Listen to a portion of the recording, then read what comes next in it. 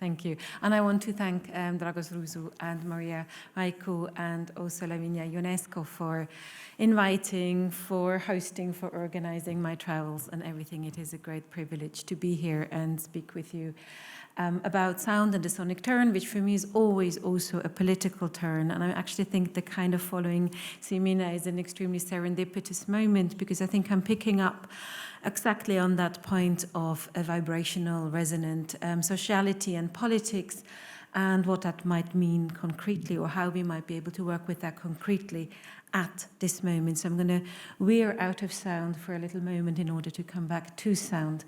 The question I've been asking myself for the Attic Journal as well as for today, so this is like a live performance of the journal issue in a journal article in a way, is how to perform an anti-fascist collective from sound. And the article sort of starts with quoting Franco Bifo Berardi, who asks, or who says, as far as I know, there is no way out as far as I know, but I do not know everything, my ignorance is my force. And I really like that quote, because I also feel extraordinarily depressed at this political moment in time. And I'm obviously searching within sound and listening and this resonant vibrational sociality that we've just been introduced to, kind of solutions or other ideas. So the sonic turn is also a political term, is also hopefully a kind of paradigm turn away from into a different thinking where, but the ignorance, my ignorance is my force, that ignorance, because we don't know that much about sound, because we're such, on the whole, at least speaking for myself and my culture, extremely visually literate. We learn everything in visual terms almost from the beginning. But that sound can give us something to think it differently, and that for me is kind of the promise and the possibility of the sonic. And I wanted to test this promise and possibility of the sonic in relation to the collective, because it is also particularly the collective that is so frightening, or the collective on which we have such great stakes that it can produce something positive, which is also used, however, in fascism. To obviously go against the individual, to oppress, to suppress, exactly, as was talked about before, the system, the problem of the system.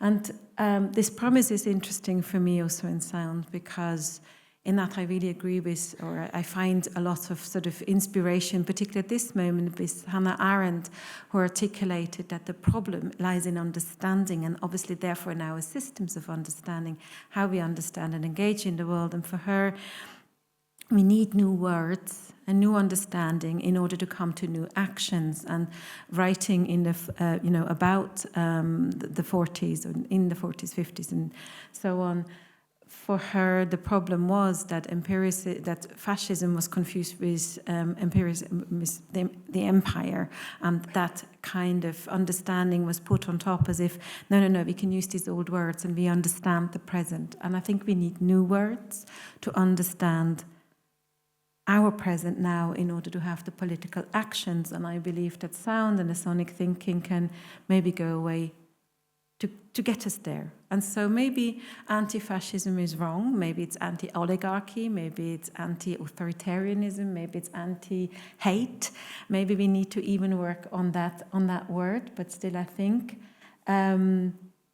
there is something we need to work, and I'm also not here to necessarily propose we break things. Yes, the systems need to be challenged, but I don't mean to move fast and break things, but rather to undo, a sonic undoing, which kind of is not dialectical. It's not in the anti that is always already tied up again in doing the same again and again, but rather an undoing that takes care, and that takes care of the unintended consequences of undoing, and that can soothe sound and the invisibility and the indivisibility, the kind of logic of how things are actually together rather than apart, and how we should think or could think the world from this togetherness rather than from the classification system in categories that we have, into a careful undoing. Because, and I started this this notion of discussing the anti-fascist possibility of sound with Bifo Berardi, because he also speaks very interestingly and eloquently about humiliation as part of this kind of the authoritarian hate strategies of bringing workers, say particularly white male workers in America. This is obviously MAGA, the Trump supporting collective, if you will, to a point of humiliation about having lost a particular role in society, having lost a certain status of masculinity, having lost a certain subjectivity. And then the billionaires and now even trillionaires harvest this and pretend that, of course, they will reinstate that force, that strength. So there's a huddle, if you will, a huddle of humiliation that makes a politics such as Trump's and other authoritarian politics work. And they make a lot of noise. I have seen the kind of protests, the for the right protest, for example, in London, where they started to sing together and find the rhythm together and the kind of collectivity together, almost as if to kind of forget that they are here because they feel overlooked and at the margins, and because they somewhere think a billionaire system will get them back. So I was thinking a lot about this huddle and this sonic huddle of right-wing protest and of those articulations. And it made me think of Simone Forti's huddle. Simone Forti is originally Italian but American-based choreographer, dancer, artist who does, works in various ways, also herself still performing and writing. And this is a work from 1961. She calls it physical sculptures. They are people clambering on top and over each other to make a huddle. And I was sort of thinking about this huddle as maybe potentially another collective, maybe. Then I thought a little bit on, and I felt that the huddle was very photogenic. There's loads of photogenic images of this huddle work online. And the people who do this huddle, so they clamber on top of each other and then they sort of move as a whole group, are always very young, beautiful, sporty dancers. So it has that kind of aesthetic, again, of exclusion. And so I listened to a huddle.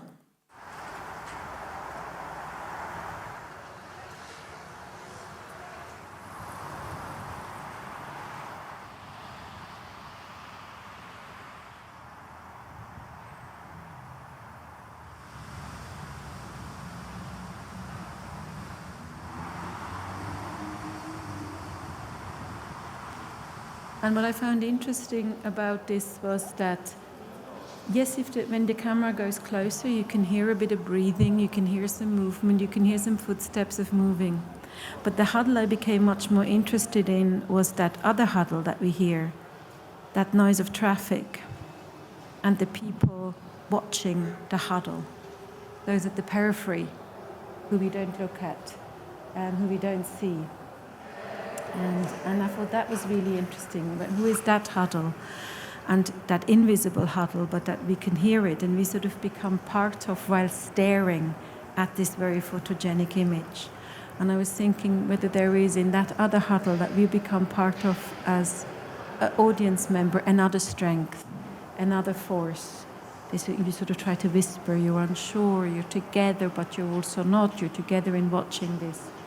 And it sort of hushed. And so I thought, what is the political possibility of that huddle, of that other huddle that is not visible, that we are not looking at while we are looking at this thing? And I guess what I'm trying to understand are the nuances of collectivity. What beings with can we perform, whether they're always already given and whether they always necessarily fail the individual, whether it's necessarily always has to make a beautiful photogenic collective, whether the visual just overrides what we are in a more complex, vibrational, resonant, sonic huddle-ness.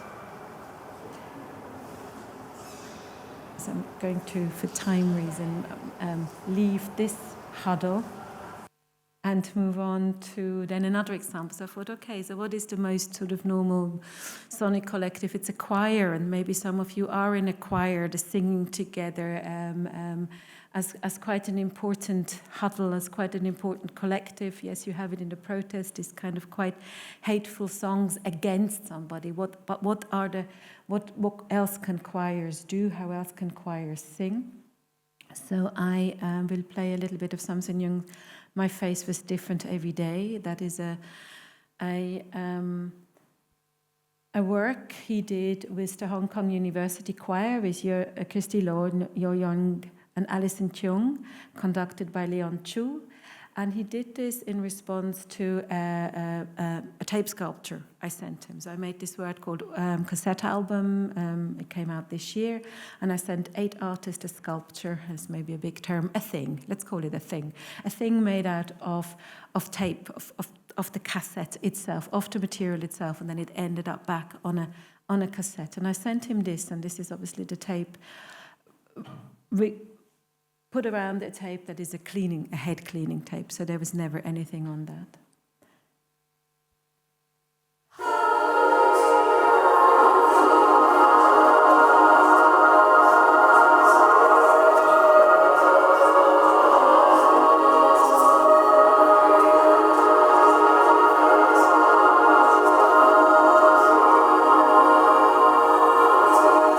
Maybe if you put the volume down a bit, I can talk while it plays to save a bit of time.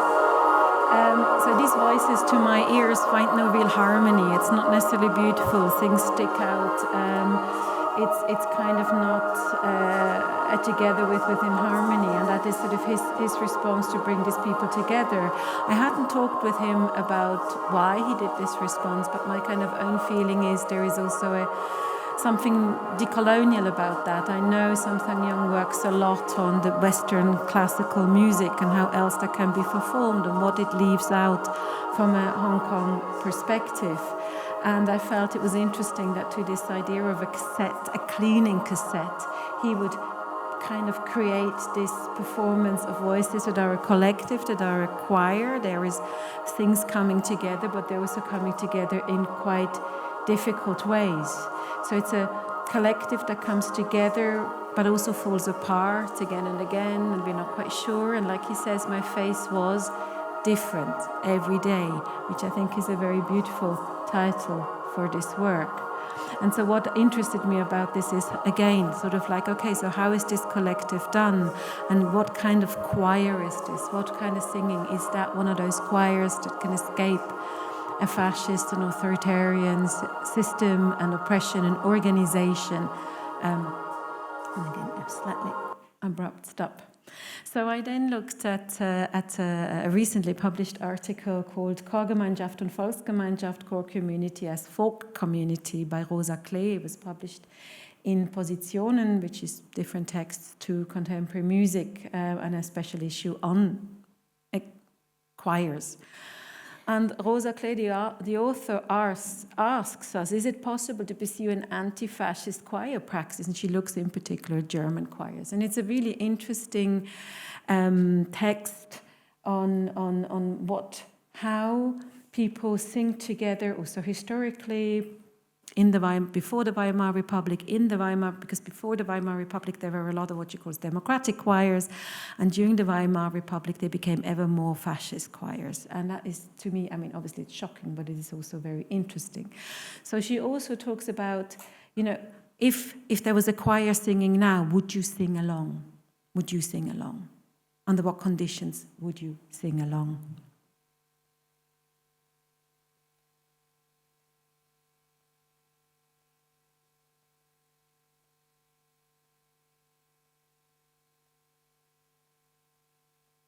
So what she does also in this article, so she discusses this historically, she talks about why people actually sing, why do we want to sing, how could we make it possible that we could be a choir, a collective of music, sound makers with our voice, maybe also not with our voice, that can be anti-fascist or anti-oligarchic, anti-hate, that is not already always exclusive, that doesn't already always have certain conditions of admittance, has certain texts we will sing and certain texts we will not sing, has certain rhythms that it imposes on the people who sing along. How could we truly have this open, vibrant, resonant choir that doesn't subjugate the individual into something? And what she does, and I don't know, it's probably very hard to read, so in the grey bits are the questions. She thinks, and this is really interesting to me, she asks questions. She doesn't really come to an answer, but she asks a lot of questions that she thinks might be the key to getting to this anti-fascist choir. So I'm just reading a few because I'm aware of time. A central question for the fascism factor would be what kind of togetherness is it and what ideal is pursued? What are the relationship between tone and voice and amplification and our relationships to each other? How do we get together? How do we sing together? Does it practice and train a foundational democracy and the production of justice, or the opposite? How do we deal with the plurality of polyphony? What is the relationship between particular and general, the parts and the whole, individuals and the collective? What keeps the whole together? How much of the particular has to disappear to achieve unity and community? What music are we actually going to play? What is its content? How does the choir, the singing together function, organizationally and structurally? Who sings together and who's not part of it? For whom do we sing, in what formats? And so on.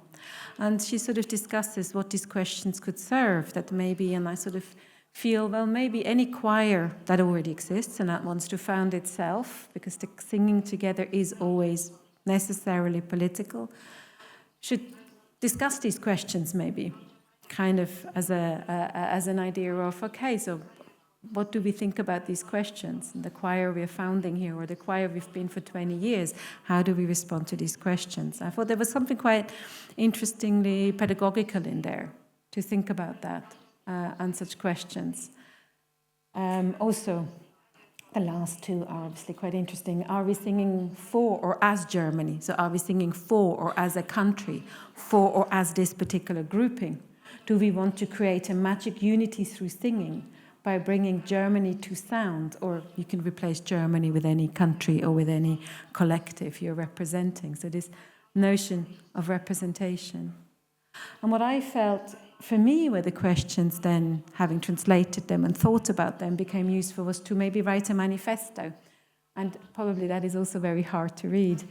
But sort of from her question, answering the questions and answering them from the I position, because I didn't want to assume a we, because that again would have kind of falsified the whole attempt, because obviously we would now have to workshop the questions to write a collective manifesto, but this is my personal manifesto. Manifesto for an anti-fascist collective from sound. So these are just simply my answers to her questions, and so I want a non-fascist, non-oligarchic togetherness, not based on admiration for a leader or an ideal, but contingent, made from temporary encounters and making sound together without a perfect aim. So in tonal and vocal relationship of this togetherness are the resonance of all, so nobody's muted, nobody remains unheard. And I want a spontaneous choir without rules, without access barriers, acutely aware that they're always already there nevertheless. So kind of already knowing that it might all be futile. It might all be absolutely impossible to have a collective, to have a choir that is not already in some degrees fascist in the terms of exclusive, discriminatory, celebrating something over something else. But that doesn't mean we shouldn't try. I think it's in the trying, in the failing, in the doing it again, doing it differently, that we can not, at this juncture, like in the 30s, what she'd observed, where ever more choirs started to serve National Socialism, where choirs now don't start to serve more and more the rising authoritarian governments. Such a choir needs to deny a Western polyphony that finds together in harmony and sing a true plural vocality instead. I'm just reading a few. The whole is not together, it is indivisible. And that's kind of, I think, the the other way of looking at it that Simeon already talked about earlier, this kind of that it's not that we come together as separate things, but we are actually always already indivisible, and we could start singing from there. So nothing disappears to enable this indivisibility, but everything meets. And I'm going down a little bit through this list. This choir sings to make things audible.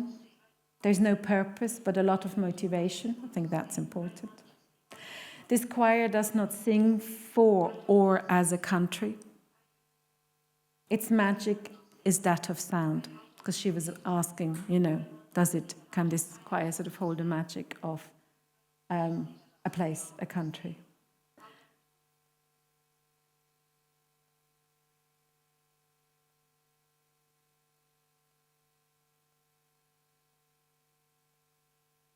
And so I end on understanding that all assumes a lot of things, and it is a trial. It is in a way a speculative choir, a speculative anti-fascist choir, a searching for and thinking through. This all assumes, of course, that we are willing to take on our role as resistance fighters, and that we are trusted in our own separate hierarchy and status by the worker, which presents a small contradiction. This came from another bit that I'm discussing, is this, if Bifo Berardi talks about the humiliation, and that he sees humiliation very much at the core of the success of authoritarian regimes, contemporary, present authoritarian regimes, particularly in the States, but elsewhere too. I then sort of hoping that this was a kind of contemporary idea maybe found with Etienne de la Boétie, 16th century political philosophy, we would probably call him now, who wrote the first sort of project on civil disobedience very early. It has to be noted he was an aristocrat. He was outside the system, and it was quite easy for him to practice civil disobedience, and even he didn't dare to publish his writings during his lifetime. So there is a bit of irony there. But it's a very interesting idea on civil disobedience and his outrage that why people would follow a wealthy leader. Why, and his observation that he felt like most people want to. Most people want to have the desire to follow, and he felt it was up to academic and artists to take on the role of getting people away from that, because he felt academic and artists somewhere, or he felt academic, I added artists. He felt that academics were outside the system and therefore had this position where they could.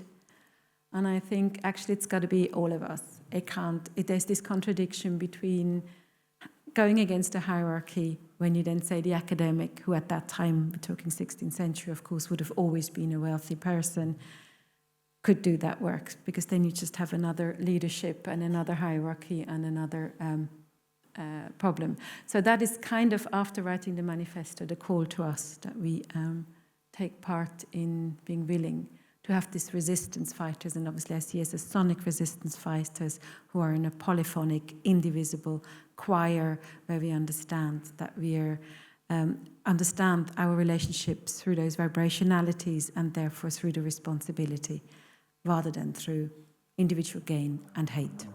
Thank you.